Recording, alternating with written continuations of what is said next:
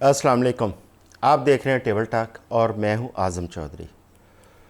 ایران اور امریکہ کے مابین مذاکرات میں بہت زیادہ اتار چڑھاؤ دیکھنے میں آ رہا ہے. کبھی لگتا ہے کہ جنگ بالکل وہ سیز فائر کی طرف جا رہی ہے, ختم ہو رہی ہے. کبھی لگتا ہے کہ یہ جنگ ایسکلیٹ ہونے جا رہی ہے, کیونکہ اس وقت امریکہ اور ایران دونوں ہی آمنے سامنے بیٹھنے کو تیار نہیں ہیں. گزشتہ روز ایک دفعہ پھر امید پیدا ہوئی جب دوسرے راؤنڈ کے سلسلے میں ایرانی وفد جو ان کے وزیر خارجہ عباس اراغچی کی قیادت میں پاکستان پہنچا, تو یہ ایک امید تھی کہ دوسرے راؤنڈ میں ایک دوبارہ گو تھرو آئے گا.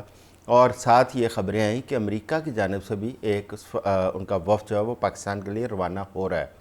لیکن کچھ دیر بعد پتہ چلا کہ ایران کا جو وفد ہے وہ پاکستانی قیادت کے ساتھ ملاقاتیں کرنے کے بعد وہ عمان کے لیے روانہ ہو چکا ہے. اور اس کے ساتھ ہی پریزیڈنٹ ٹرمپ کی جانب سے یہ ٹویٹ آیا کہ جو امریکن وفد نے پاکستان آنا تھا اس کا دورہ منسوخ کر دیا گیا, جس کی وجہ سے پوری دنیا کے اندر ایک جو امید کی کرن پیدا ہوئی تھی وہ فوری طور پر دم توڑ گئی اور تشویش پیدا ہو گئی. بالخصوص جو معاشی معاملات ہیں, بالخصوص جو ابن حرمت سے منسلک ہیں, پیٹرولیم اور عالمی مارکیٹیں ہیں, ان کے اندر جو ایک بہتری کے امکانات پیدا ہوئے تھے وہ پھر معدوم ہو گئے. اب یہ شٹل ڈپلومیسی جو پاکستان نے شروع کی ہے یہ کس حد تک کامیاب ہوگی؟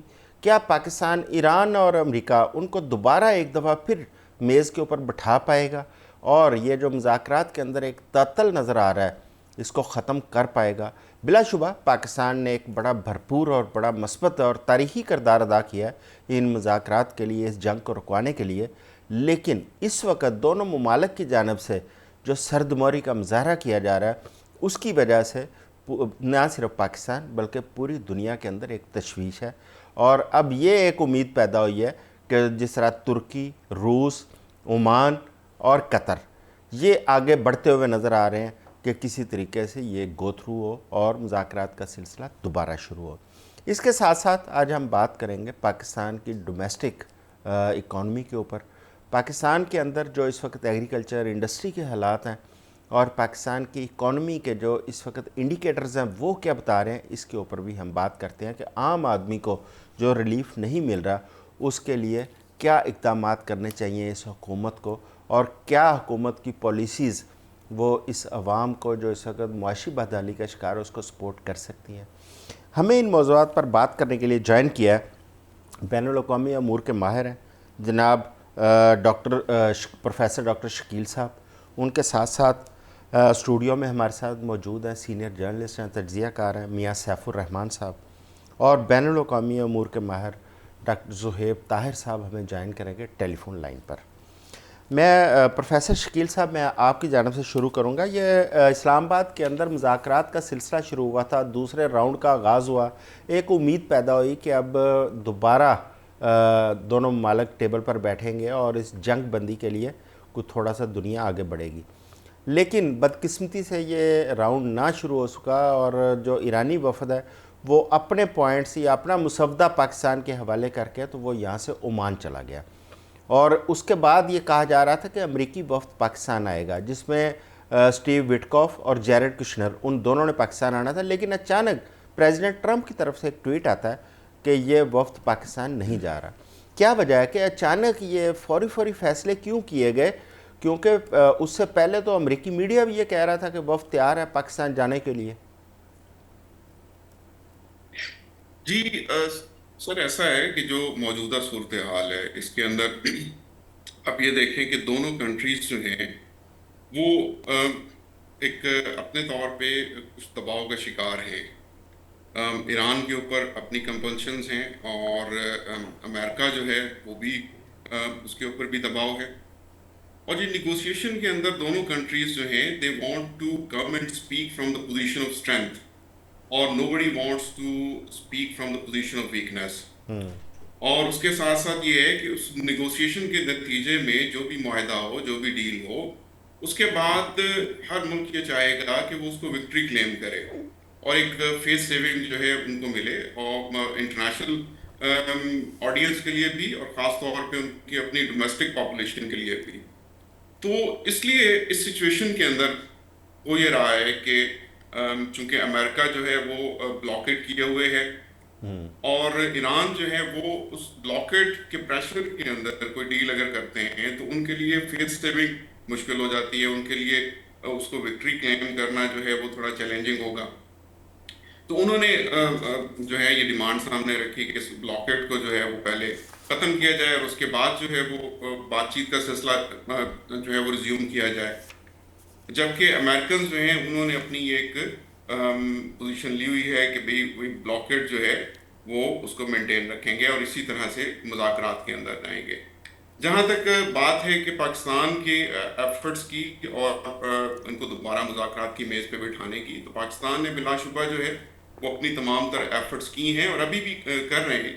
کیونکہ ابھی تھوڑی دیر پہلے کی اطلاع ہے کہ جو ایرانین فورن منسٹر ہیں وہ دوبارہ پاکستان پہنچ گئے. یہاں سے عمان جانا جو ہے وہ اس کا ہرگز مطلب یہ نہیں ہے کہ پاکستان کے اوپر جو ہے وہ ان کا ٹرسٹ شاید ختم ہو گیا ہے. بیسیکلی عمان جو ہے اس کی ریلیونس آپ سمجھتے ہیں کہ خطے کے حوالے سے اور خاص طور پہ اسٹریٹ آف ہرمز کے حوالے سے وہ صدرن پارٹ کے اوپر بیٹھے ہوئے ہیں، اور ہرمز کے جو بھی سیکیورٹی ارینجمنٹس ہوتے ہیں اس میں عمان کا آن بورڈ ہونا وہ بھی ضروری ہے. دوسرے نمبر پہ عمان جو ہے وہ ہسٹوریکلی ایک بیک ڈور چینل جو ہے اس کے لیے استعمال ہوتا رہا ہے، اور وہ اپنے جو گڈ آفسز ہیں وہ آفر کرتے رہے ہیں. تو ایک بیک ڈور چینلز جو ہیں وہ یعنی عمان کی صورت میں بھی آپ کو نظر آ رہے ہیں. تو ایران کا پاکستان آنا، پاکستان سے عمان جانا، عمان سے پھر پاکستان آنا، تو اس کا مطلب یہ ہے کہ وہ یہ جو کمیونیکیشن، ڈائریکٹ کمیونیکیشن شاید نہیں ہو رہی، لیکن کم از کم یہ ہے کہ وہ بیک ڈور ڈپلومیٹک چینلز جو ہیں ان کو ریوائیو رکھنا چاہتے ہیں. وہ اپنی بات چیت جو ہے وہ اس کو جاری رکھنا چاہتے ہیں. اچھا. لیکن ایران آپ کو پتہ ہے کہ ایک تہذیب ہے، ایک سویلائزیشن ہے، اگر وہ کسی ڈیل میں بھی جانا چاہیں گے تو ایک آنر کے ساتھ، ایک رسپیکٹ کے ساتھ جانا چاہیں گے. سو دس از دا ریزن. باقی یہ کہ موجودہ سینیریو کے اندر اگر آپ دیکھیں تو یعنی پروبیبل کیا سینیریوز بلڈ ہو سکتے ہیں. ایک سینیریو تو یہی ہے کہ یہ جو جس طرح سے چل رہا ہے اسٹیٹس کو، کہ اس وقت ایک ٹیمپریری سیز فائر ہے، اسی طرح سے یہ سیز فائر چلتی رہے. اس کے ساتھ جو ہاسٹیلیٹیز کا جو لیول ہے، ایک کنٹرول لیول ہے، لائک بلاکیڈ ہے، وہ چلتا رہے. اور اس کے ساتھ جو پراکسی، دونوں ممالک کی جو پراکسیز ہیں ان کے ذریعے جو ہاسٹیلیٹیز ہیں ان کو کنٹینیو رکھا جائے. یعنی اسی طرح سے یہ اسٹیٹس کو چلتی رہے. لیکن یہ کہ اس طرح کے اسٹیٹس کو چلنے سے دونوں ممالک کے اوپر جو پریشرز ہیں، یہ دونوں ممالک کے جو الٹیمیٹ آبجیکٹیوز ہیں with regard to security and economy, وہ شاید اچیو نہیں ہوں گے. اچھا. تو اس کی پروبیبلٹی بھی ہے کہ اس طرح سے چلتا رہے. لیکن دوسرا سینیریو یہ ہے کہ ایک آئیڈیل سینیریو کہ ان کے درمیان ایک کمپریہنسو ڈیل جو ہے وہ الٹیمیٹلی یہ مذاکرات ریزیوم ہوں، اور ایک کمپریہنسو ڈیل جس میں امریکہ کی ڈیمانڈز بھی جو خاص طور پہ نیوکلیئر کے حوالے سے ہیں وہ مان لی جائیں. ایران کے حوالے سے جو ہے جو ایران چاہتا ہے جو کنسیشنز جو سینکشنز کے اوپر وہ مان لیا جائے اور ایک کمپریہنسو ڈیل ہو جائے. اس موجودہ تناظر کے اندر اس کی پروبیبلٹی بھی ذرا کم لگتی ہے. اچھا شکیل صاحب، شکیل صاحب یہاں پہ پریزیڈنٹ ٹرمپ کی طرف سے ایک اور انہوں نے بات کی. انہوں نے کہا کہ ایک اور بہت اہم ملک ہے وہ بھی کوشش کر رہا ہے اس کے درمیان. اور دوسرا انہوں نے کہا کہ ایران نے جو ایک تجویز ہمیں دی ہے، اور وہ جب یہ ایران کا وفد واپس جاتا ہے اس کے فوری بعد ان کا ٹویٹ آتا ہے کہ ایران نے جو ہمیں تجویز دی ہے وہ کافی بہتر ہے، اس پہ غور کیا جا سکتا ہے. اچھا اس پہ ذرا روشنی ڈالیں کہ کیا تجویز ہو سکتی ہے ایران کی جانب سے، اور وہ کون سا ملک ہے جس کا وہ ٹرمپ ذکر کر رہے ہیں؟ جی اس میں جو تیسرے سینیریو کی بات کر رہا تھا جس کی پروبیبلٹی اس وقت کچھ زیادہ لگتی ہے، پرہیپس وہ بھی اسی کی طرف اشارہ کر رہے ہیں. میری مراد ہے کہ کوئی انٹرم ڈیل جو ہے وہ ان کے درمیان کوئی انٹرم ایگریمنٹ ہو جائے جس کے اندر نیوکلیئر کے اوپر جو امریکن ڈیمانڈز ہیں اس حد تک تو نہ ہو، لیکن کچھ نیوکلیئر سیف گارڈز کے ساتھ جو ہے وہ ایران جو ہے وہ اپنا نیوکلیئر پروگرام جو ہے اس کو ریٹین رکھ سکے. اسی طرح سے کچھ سینکشنز جو ہیں وہ ایز آؤٹ کر دی جائیں. اس کے ساتھ ساتھ یہ ہے کہ کچھ جو پراکسیز کے اوپر اور باقی جو کور ایشوز ہیں اس کے اوپر کوئی میجر بریک تھرو نہ ہو سکے.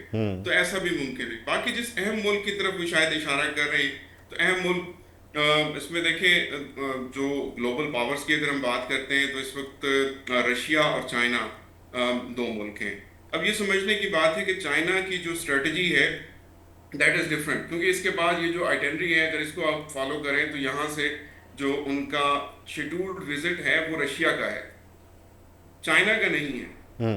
سو چائنا جو ہے وہ بیک اینڈ ڈپلومیٹک سپورٹ دیتا ہے, لیکن اس کی جو سپورٹ ہے وہ ملٹری اور سیکورٹی نیچر کی نہیں ہوتی. وہ باہر انڈائریکٹ سپورٹ کے بیک اینڈ سپورٹ ضرور چائنا کی طرف سے بھی مل رہی ہے, لیکن رشیا جو ہے وہ جو ملٹریلی ایک ایکٹیو پاور ہے, اور وہاں پہ جانا جو ہے وہ ایک سگنل کرے گا کہ جو ہے اس میں جو ایک گلوبل پاور کنفرنٹیشن ہے اس کا ایک ایلیمنٹ, اس کا پریشر بھی ایک جو ہے وہ شاید ایران ساتھ ایڈ کرنا چاہتا ہے. اچھا ٹھیک ہو گیا. اچھا میاں صاحب جناب, دونوں ممالک کی جانب سے کبھی وہ ایک مجھے ایک فلم کا ڈائلاگ یاد آ گیا, کبھی خوشی کبھی غم. کبھی غم. اچھا کبھی خوشی کی خبر آتی ہے, کبھی غم کی. کبھی تو لگتا ہے کہ دونوں ممالک کی جانب سے کہ فوری طور پر یہ جنگ کی طرف جائیں گے, کبھی لگتا ہے کہ نہیں یہ تھوڑا سا چیزوں کو ٹھیک کریں گے, اس کے لیے ایگری ہے. اب جس طرح ٹرمپ صاحب نے یہ کہا کہ 10 منٹ بعد انہوں نے کہا کہ ایک اور بہتر ڈرافٹ آ گیا میرے پاس, بہتر تجویز آئی, جس طرح بھی پروفیسر صاحب بھی بات کر رہے تھے. دوسرا اس کے اوپر جو غیر لچکدار ایک رویہ بتایا جا رہا ہے ایران کا, خصوصاً یہ یورینیم انریچمنٹ کو لے کے, آپ کا کیا خیال ہے کہ صرف یہ یورینیم کی وجہ سے اس وقت رکاوٹ ہے ان مذاکرات کے اندر, یا اس کے اندر کچھ اور فیکٹس بھی ہیں, کوئی امریکہ کا کوئی اور ٹارگٹ بھی ہے جو یہاں سے اچیو کرنا چاہ رہا ہے وہ؟ دیکھیں جو بھی متحرک ممالک ہوتے ہیں نا, بڑے چھوٹے سے ہٹ کے میں بات کر رہا ہوں, ان کے درمیان تنازع جات چل رہے ہوتے ہیں, پل رہے ہوتے ہیں, وہ جا کے کسی ایک پریسیپیٹیٹنگ پوائنٹ ہوتا ہے, کسی کوئی ٹریگر پوائنٹ ہوتا ہے نا, جیسے کہ کسی وجہ پہ جا کے جسے عام طور پہ انگریزی میں وہ کہتے ہیں کیسس بیلائے کہ جی آج جنگ کی وجہ یہ بن گئی ہے, تو کاز آف گریونس ہے جی, ہم کاز آف ایکشن وہ بنا لیتے ہیں لوگ.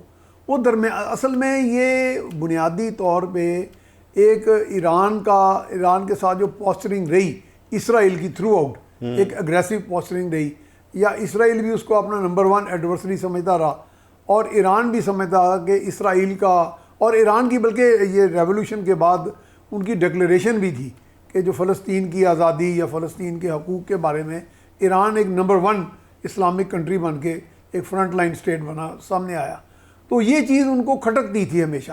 اور اسرائیل کی چونکہ لابی میں سمجھتا ہوں بہت مضبوط ہے, اے پیک کا تو آپ کو پتہ ہی ہے, امریکن اسرائیل جو ان کا یہ سارا پبلک افیئرز کمیٹیز وغیرہ, اور ان کا مانیٹری وہاں پہ جو بینیفٹس ہیں, روڈس چائلڈ دنیا کی اکانومی کو کنٹرول کرتی ہے, اور بلکہ امریکن اکانومی پہ بھی ان کا بڑا ہولڈ ہے. تو اور امریکن اکانومی وار اکانومی بھی ہے. تو یہ جہاں پہ دو متحرک ممالک ہوتے ہیں ان کے اندر کئی قسم کے تنازع جات چل رہے ہوتے ہیں, پل رہے ہوتے ہیں, اور پھر ان کو ٹریگر کرنے والی بھی قوتیں دنیا میں ہوتی ہیں, تھرڈ پارٹیز آ جاتی ہیں. اگر ہم ایران کو دیکھتے ہیں تو اس میں ایران نے تو پہل نہیں کی, ایران نے تو پہل کی, نہ ایران نے حملہ کیا. ایران تو متاثرہ افریق ہے نا, جس کے اوپر امریکہ اور اسرائیل نے ایران نے تو جواب دیا نا جی. اچھا اب اس وقت بھی ایران اگر ان مذاکرات کے حوالے سے بھی ان کا ایک پرنسپل سٹانس ہے, وہ کہتے ہیں کہ ایک جانب دھمکیاں, دوسری جانب مذاکرات. ایک جانب اسٹریٹس اور ہارمز کو انہوں نے بلاک کیا ہوا ہے, دوسری جانب مذاکرات. یہ بڑا ایک ویلڈ ان کے پوائنٹس ہیں. اچھا اب یہ بتائیں کہ جو پریزیڈنٹ ٹرمپ یہ دباؤ ڈال رہے ہیں, ہاں دباؤ کے ہم عام الفاظ میں اس کو یہی کہتے ہیں کہ دباؤ کے ہتھ کنڈے جو استعمال کیے جا رہے ہیں امریکہ کی جانب سے, کیا یہ مؤثر ہوں گے؟